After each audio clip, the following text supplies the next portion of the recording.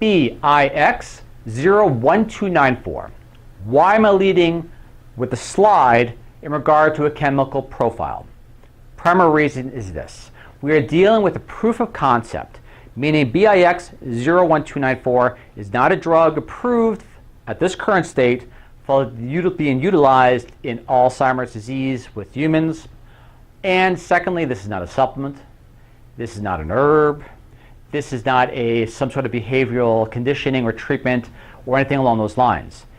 This is just a proof of concept that shows it is possible to reverse memory loss in regard to Alzheimer's. That on its own is just incredibly amazing. Now, to be a little technical in some aspects, remember most of our audience tend to be researchers, but I'll attempt to clarify regardless. So let us proceed as follows. It may be possible to restore memory deficit function, or I should say restore memory function in Alzheimer's preclinical study finds. Research published today in the journal Brain reveals a new approach to Alzheimer's disease that may eventually make it possible to reverse memory loss, a hallmark of the diseases in the late stages.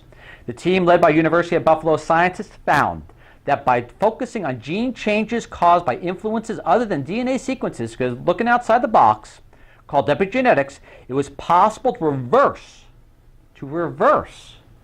memory decline in an animal model of AD, Alzheimer's disease.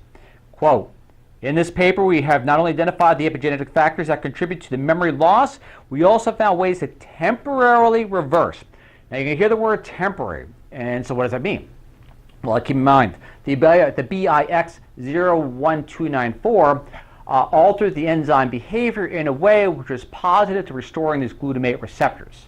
And obviously, when the chemical began to subside, the glutamate receptors probably reverted back to the original state. I do not want to add publisher bias to it, so again, I want to keep it short. To proceed, it says basically the research will temporarily reverse them in an animal model. The research was conducted on mouse models containing gene mutations for familial AD, where more than one member of the family has the disease, and on post-mortem brain tissue from AD patients, Alzheimer's disease patients, i.e. people. Quote, our study not only reveals the correlation, I want to stress the word correlation, not causal, between epigenetic changes and AD, we also found we can correct the cognitive dysfunction by targeting the epigenetic enzymes to restore glutamate receptors, obviously with that chemical BIX01294. The AD animals were injected. This is the part that's amazing. They were just injected 3 times, and according to the studies, at 1 milligram per kilogram of body weight, just 3 times, and they got this impact. The AD animals were injected 3 times with compounds designed to inhibit the enzyme that controls repressive histone modification. When we gave the AD animals this enzyme inhibitor, we saw the rescue of cognitive function confirmed through evaluations of recognition memory, spatial memory, and working memory. We were quite surprised to see such dramatic cognitive improvement, quote, end quote.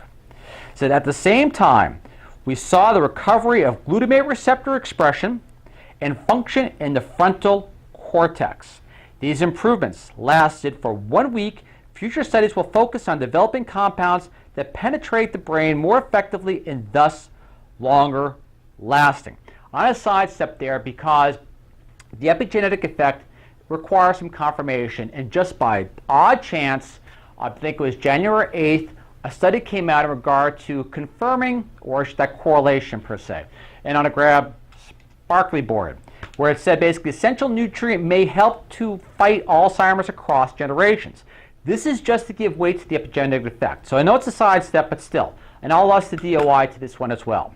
Remarkably, the beneficial effects of choline supplementation appear to be transgenerational, not only protecting mice receiving choline supplementation during gestation and lactation, but also the subsequent offspring of these mice. When the second generation received no direct choline supplementation, remember we're thinking epigenetically, they nevertheless reaped the benefits of treatment, likely due to inherited modifications in their genes. Now you see when you look into the BIX01294 in order to utilize it in regard to epigenetic changes, why it all begins to play together. The exploration of such epigenetic alterations may further exciting new avenues of research and suggest ways of treating a broad range of transgenerational afflictions, including fetal alcohol syndrome and obesity as well. So basically, think about it, that's just a confirmation in regard to epigenetics and Alzheimer's disease having a relationship or correlation with each other, I should say, not causal, correlation. All right, also too, now we're going to go to the abstract.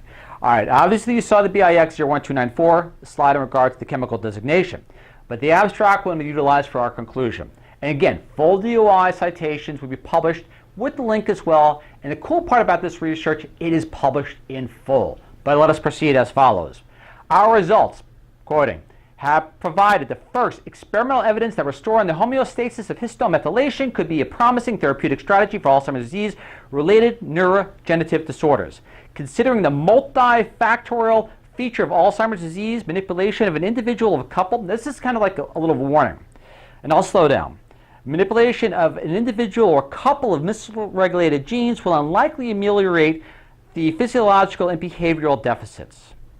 To quote, the last part, which is most important, the epigenetic-based treatment strategy offers the advantage of having a broad, multifunctional actions and being able to normalize a network of genes important for neuronal survival and synaptic function. This is just incredibly amazing as a proof of concept to actually restore memory. Now in this case, even temporarily, if this animal model translates even anywhere close to this in a human model, wow, that would just be an amazing, amazing breakthrough. Now I just hope this research gets carried out, eventually hopefully to human trials, if this chemical element is safe or an element similar to this which is safe can be utilized. But still, what incredible promise. The faster they move on this, the better. Again, just incredibly promising. It can be done and memory restored. It's really cool altogether. Again, this is Receptor Channel signing off. Hope you find this information of use. Thank you very much for listening, and look forward to see you all next time. I apologize for some of the technical aspects of it, but however though, hopefully it all makes sense in the end. Catch you then. Bye.